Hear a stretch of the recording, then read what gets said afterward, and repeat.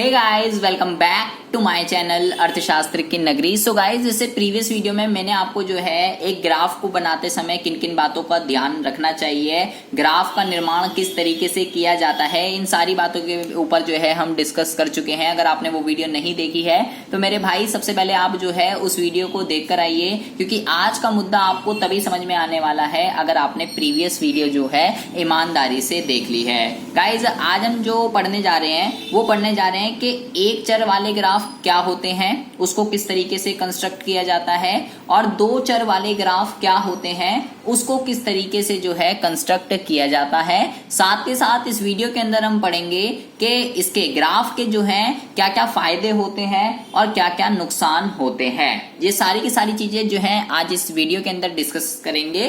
तो बिना बकवास किए मुद्दे को शुरू करते हैं।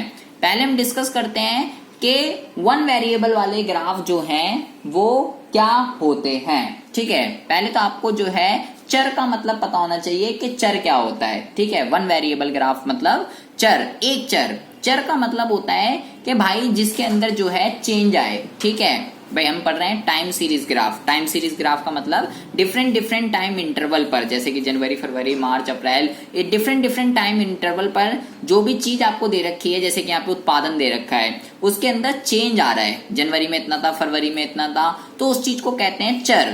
तो एक चर वाला ग्राफ क्या होता है? कह रहा है एक चर वाला ग्राफ वह ग्राफ है जिसमें समय के सापेक्ष केवल एक ही चर दिया जाता है। ठीक है, केवल एक ही चर दे रखा है, जनवरी, फरवरी, मार्च, अप्रैल, केवल उत्पादन। और इसको वेरिएबल क्यों बोलेंगे, चर क्यों बोलेंगे? क्योंकि इसके अंदर चेंज आ रहा है। मतलब जब आपको जो डेटा दे रखा है टाइम के अकॉर्डिंगली, उसमें जब केवल एक ही बात का डिस्कशन किया जाता है, केवल एक ही चीज का, तो उसको जो है एक चर वाला ग्राफ कहा जाता है। इसको हम सीखेंगे कि ग्राफ किस तरीके से बनता है। देखिए, नीचे आपको एक उदाहरण दे रखा है।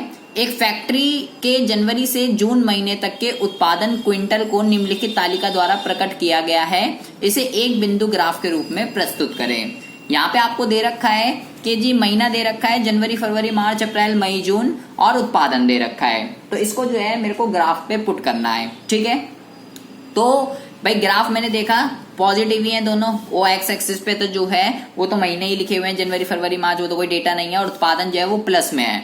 इसलिए मैंने जो है केवल अपना प्रथम चरण, फर्स्ट क्वाड्रेंट ही जो है मैंने यहाँ पर बनाया है, क्योंकि प्रीवियस वीडियो में मैं आपको बता चुका हूं कि केवल फर्स्ट क्वाड्रेंट ही बनता है। ठीक है, मोस्टली क्योंकि जो डेटा है वो पॉजिटिव में ही दे रखा है।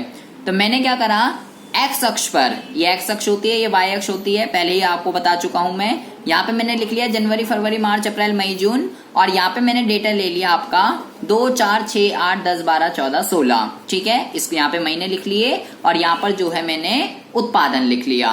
तो इसको मैं क्या करता हूँ, इसको मैं प्लॉट कर देता हूँ। जैसे कि जनवरी में कितना दिखा रहा है, जनवरी में आपको दिखा रहा है ये 5। तो भाई 5 किधर आएगा, 5 आपका आ गया कुछ इस साइड पे।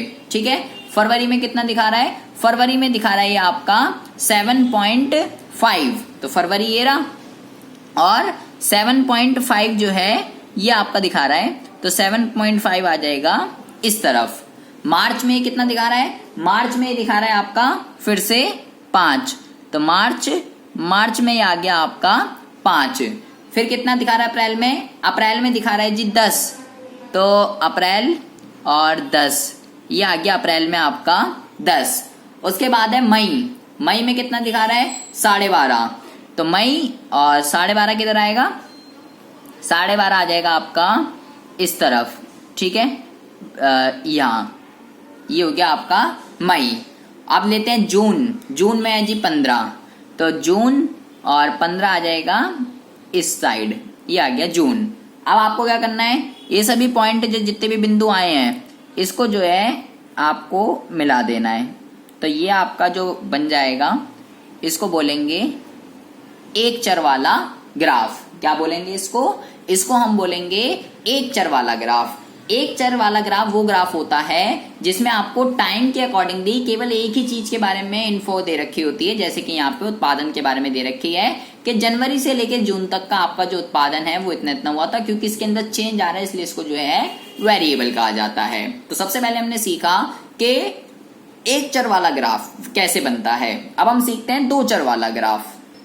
पहले हम सीखते हैं कि दो चर वाला ग्राफ होता क्या है। कह रहे हैं जी दो या दो से अधिक चर वाले ग्राफ वह ग्राफ होते हैं जो विभिन्न समय से संबंधित दो या दो से अधिक तथ्यों से संबंधित आंकड़े प्रस्तुत करते हैं। मतलब कि कह रहे हैं डिफरेंट टाइम इंटरवल पर, लाइक जनवरी, फरवरी, मार्च, अप्रैल, उसमें जो है दो या दो से ज्यादा तथ्यों के बारे में बताएगा। उसको कहते हैं दो या दो से अधिक चर, मोर टू वेरिएबल और मोर देन टू वेरिएबल्स के बारे में बताएगा। जैसे कि यहाँ पे मैंने एक उदाहरण लिख लिया है, एक फैक्ट्री के विभिन्न महीनों में उत्पादन और बिक्री से संबंधित आंकड़े निम्नलिखित तालिका द्वारा प्रस्तुत किए गए हैं, एक ग्राफ द्वारा जो है इनको प्रकट कीजिए।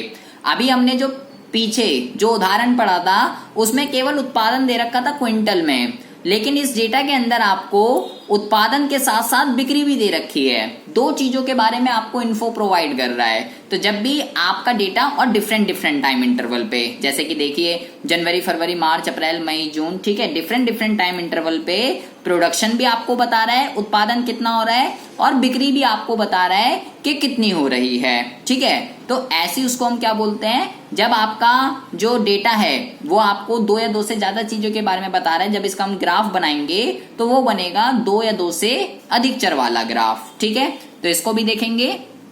मैंने जो है एक्स अक्ष पर महीने लिख लिए हैं, जनवरी, फरवरी, मार्च, अप्रैल, मई, जून, और वाई अक्ष पे जो है मैंने 2, 4, 6, 8 लिख लिया है और 18 तक मैंने यहाँ पे डेटा को प्लॉट कर लिया है।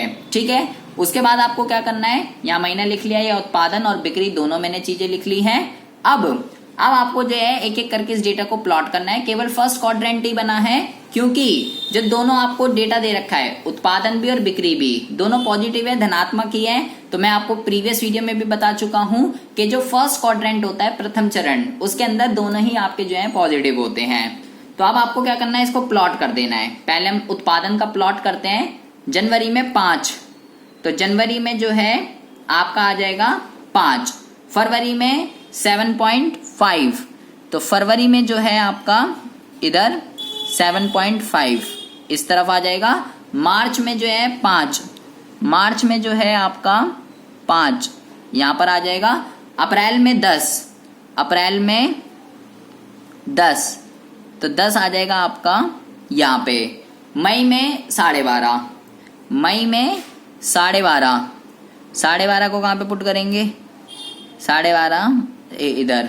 ठीक है, एंड जून में 15, जून में 15 किधर आएगा जी, इधर को, हाँ जी यहाँ पे पुट कर दीजिए। ठीक है, अब क्या करना है, आपको इन सभी पॉइंटों को मिला देना है, इसको इसको, ठीक है, और इसको इसको और इसको।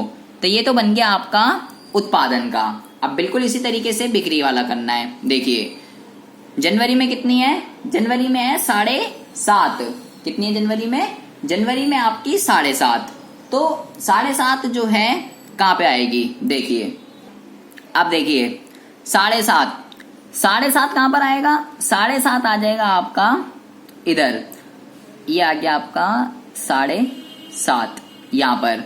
फिर है जी 10, फरवरी में कितना है, फरवरी में आएगा आपका 10, तो ये आ गया फरवरी में 10।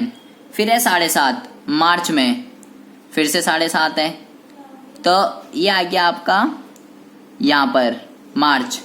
फिर है 12.5 अप्रैल में, अप्रैल में जो है 12.5, तो इसको जो है यहाँ पर पुट कर देना है। फिर है मई में 15, मई में कितना है, मई में जो है ये आपका दे रखा है 15। फिर है 17.5 जून में, ये आ गया आपका यहाँ पर। ठीक है, अब आपको क्या करना है, मैंने आपको ये बताया था कि जब भी आपको दो डिफरेंट वो दे रखे हो तो आपको क्या करना है, अलग अलग उससे दिखाना है ताकि दोनों अलग अलग लगे। इसको मैं ऐसे नहीं मिलाऊंगा, इसको जो है आपको कुछ इस तरीके से मिला देना है ताकि दोनों जो है डिफरेंट लगे। ठीक है, दोनों डिफरेंट लगने चाहिए, एक जैसे जो है नहीं लगने चाहिए। ये हो गया। ठीक है, और यहाँ पे आप बता दीजिए कि भाई ये जो सीधी लाइन है ये वाली, ये किस चीज को कर रही है, ये कर रही है आपकी उत्पादन को, और जो ये डॉट वाली है ये आपको किसको रिप्रेजेंट कर रही है, ये रिप्रेजेंट कर रही है बिक्री को। ठीक है, तो इस तरीके से जो है आपका ये डेटा जो है प्लॉट कर दिया हमने, और ये जो ग्राफ बन गया आपका, इसको बोलेंगे 2 या 2 से ज्यादा चर वाला, क्योंकि ये इन्फो जो है आपको 2 या 2 से ज्यादा चरों के बारे में बता रही है। ठीक है, अच्छा अब देखिए, ये तो हो गए ग्राफ के बारे में। अब हम डिस्कस करते हैं कि ग्राफ को बनाने के क्या क्या फायदे होते हैं और क्या क्या नुकसान होते हैं। ठीक है, इसके क्या क्या एडवांटेज है और क्या क्या डिसएडवांटेज है। ठीक है, डिसएडवांटेज जो है कभी कभार आ जाती है एग्जाम में और एडवांटेजेस भी आ जाती हैं, तो ये आपको जो है अच्छे से पढ़कर जाना है। तो सबसे पहले तो कह रहा है सरल व सुबोध सूचना, मतलब कि जो हम ग्राफ बनाते हैं, ग्राफ की सहायता से आपको जितना भी कॉम्प्लेक्स, जितना भी जटिल से जटिल डेटा दे रखा हो, आप उसको बहुत ही सरल और साधारण तरीके से समझने से योग्य बना सकते हैं। अगर आप ग्राफ बनाते हैं उस चीज का, आप उसको देखते ही आपको आंकड़ों के बारे में जो है पता चल जाएगा कि ये किस रिगार्डिंग आपको जो है डेटा दे रखा है। साथ के साथ दूसरा फायदा ये होता है अधिक समय तक याद रखना। कह रहा है भाई जो डेटा है, डेटा तो इतनी जल्दी याद नहीं रहता, लेकिन अगर आप उसको ग्राफिकली अगर आप समझें, तो वो जो ग्राफिकली आप अगर उसको समझेंगे तो उस चीज को जो है लॉन्ग टर्म तक आप याद रख सकते हैं। ठीक है, इतनी जल्दी जो है आप उसको भूल नहीं सकते। ये बहुत ही अच्छा फायदा होता है ग्राफ का। समझने के लिए विशेष प्रशिक्षण या ज्ञान की आवश्यकता नहीं। कह रहा है किसी भी ग्राफ को समझने के लिए आपको कोई ट्रेनिंग वगैरह की नीड नहीं है, कोई नॉलेज वगैरह की नीड नहीं है। पहले ट्रेनिंग लो तब जाके आपको जो है ये समझ में आएगा। कोई भी नॉर्मली पर्सन किसी भी ग्राफ को देखते ही समझ सकता है कि ये जो है किस रिगार्डिंग आपको दे रखा है। साथ के साथ कह रहा है आकर्षक और प्रभावशाली साधन, मतलब कि आप जब अपनी बुक में चेक करेंगे तो इसके रिगार्डिंग बहुत ही अच्छी लाइन दे रखी है कि एक चित्र जो है वो 1000 शब्दों के बराबर होता है। मतलब क्या हुआ, a picture is worth of 1000 words. इसका ये मतलब होता है कि भाई कोई नॉर्मली पर्सन जो है आसानी से डेटा को, आंकड़ों को समझ पाए या समझ ना पाए, याद रखे या ना रखे, बट जो ग्राफ होता है, ग्राफ को कोई भी बंदा बहुत ही इजीली आसानी से समझ सकता है, याद रख सकता है। एक चित्र जो है वो 1000 शब्दों के बराबर होता है, दिखने में बहुत ही ज्यादा अट्रैक्टिव लगता है, इफेक्टिव होता है दोनों ही तरीके से। एक ही दृष्टि में तुलना में सहायक, ग्राफ से जो है हम 2 या 2 से ज्यादा चीजों का बहुत ही आसानी से कंपैरिजन कर सकते हैं, लेकिन जब आपके पास आंकड़े होते हैं उसका कंपैरिजन करने में बहुत ही ज्यादा डिफिकल्टीज आती है। लेकिन अगर आपको 2 ग्राफ दे दी जाए कि 2 क्लास के ग्राफ दे दिए, क्लास 11 का, क्लास 12 का, ठीक है, दोनों के टेस्ट हुए थे, तो आप बहुत ही इजीली कंपैरिजन कर सकते हो उस चीज से। उसके बाद कह रहा है सूचना के साथ मनोरंजन, इंफॉर्मेशन भी मिल जाती है और एंटरटेनमेंट भी हो जाता है। साथ के साथ औसत का निर्धारण, कह रहा है आप जो है औसत क्या क्या होता है, मीन है, मीडियन है, मोड है, कुछ भी जो है आप इससे जो है लोकेट कर सकते हो, ग्राफ से पता लगा सकते हो देख कर ही। ठीक है, मान लो मोड का तो पता ही लगाया जा सकता है, ये देख करके मोड क्या होगा, मीडियन का भी मोस्टली पता लगाया जा सकता है। साथ के साथ सह संबंध का अध्ययन, सह संबंध का मतलब क्या होता है, कोरिलेशन, ये सब आगे आपके चैप्टर आएंगे, मेन, मीडियन, मोड, ठीक है, तो उसमें आपको पता चलेगा ये सारी की सारी चीजें क्या होती हैं। तो सह संबंध का मतलब होता है जब हम 2 या 2 से ज्यादा चर के बारे में जब डिस्कस करते हैं, मान लो कीमत है और मांग है, ठीक है, तो उसके बीच में कैसा संबंध है, ऋणात्मक। तो कह रहा है जब आप ग्राफ बनाओगे तो ग्राफ से आप तुरंत पता कर लोगे कि 2 चीजों के बीच में धनात्मक संबंध है या ऋणात्मक संबंध है। तो ग्राफ बनाने के, ग्राफ के प्रस्तुतिकरण के ये जो है 8 तरीके के फायदे होते हैं। ठीक है, अब भाई हर चीज का अगर फायदा है तो नुकसान भी होता है, तो इसके नुकसान क्या क्या है वो एक बारी और देख लेते हैं, ज्यादा नहीं है, केवल 3 ही है। तो सबसे पहले कह रहा है सीमित उपयोग। सीमित उपयोग का क्या मतलब होता है कि ग्राफ जो है ना वो केवल लिमिटेड डेटा तक के लिए जो है इसका यूज किया जाता है। अगर कहीं हमें कंपैरिजन वगैरह करना हो ना, उस चीज के लिए जो है ये ज्यादा अच्छा माना जाता है। अदरवाइज अगर कंपैरिजन वगैरह नहीं करना, डेटा आपका बहुत ही ज्यादा वाइडर है, ठीक है, बहुत ही ज्यादा बड़ा है, तो फिर जो है भैया आप ग्राफ का यूज नहीं कर सकते हो। दुरुपयोग इसका जो है संभव होता है।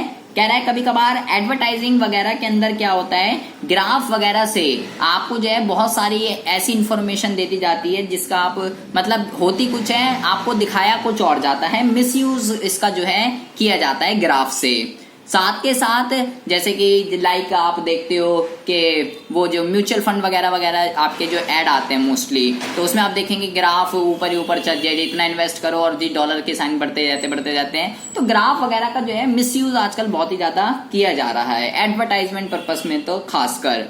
फिर कह रहा है केवल प्राथमिक निष्कर्ष, मतलब कि अगर आपको फाइनल रिजल्ट पर जाना है ना, तो भाई आप केवल ग्राफ की सहायता से जो है नहीं जा सकते फाइनल रिजल्ट पर। ठीक है, ये आपको जो है प्रिलिमिनरी जो है कंक्लूजन देता है, मतलब कि केवल आपके लिए टूल है, एक साधन का काम कर रहा है। अगर आप इसी के बेस पे अगर आप फाइनल रिजल्ट निकाल ले हो तो भाई वो जो है गलत होने के चांसेस हो सकते हैं। आप इसके बेस पर आप फाइनल रिजल्ट जो है नहीं निकाल सकते हो। तो ये 3 जो है इस ग्राफ की लिमिटेशन होती है, ये एग्जाम में बहुत बारी आ जाती हैं। ठीक है, तो इसको आपको जो है बहुत ही अच्छे से पढ़कर जाना है। तो ये आपका पूरा का पूरा चैप्टर नंबर 8। ठीक है, किस तरीके से ग्राफ बनता है, क्या क्या रूल्स फॉलो करने पड़ते हैं, 1 चर वाले ग्राफ, 2 चर वाले ग्राफ, क्या फायदे हैं क्या नुकसान है, ये सारी की सारी चीजें जो है हमने अच्छे से पढ़ ली हैं। इसमें आपको कुछ भी समझ ना आया हो, कोई भी डाउट हो, कोई भी इशू, आप मेरे को कमेंट बॉक्स में कमेंट कर सकते हैं। चैनल पर अगर पहली बार आए हो तो प्लीज इस चैनल को सब्सक्राइब करके बेल आइकन को जरूर प्रेस कर लीजिए। आपके लिए मैं ऐसी इंटरेस्टिंग वीडियो रोजाना इस चैनल पर अपलोड करता रहता हूँ। मिलते हैं आपसे नेक्स्ट वीडियो में ऐसी इंटरेस्टिंग टॉपिक के साथ। तब तक के लिए have a good day, bye bye, take care.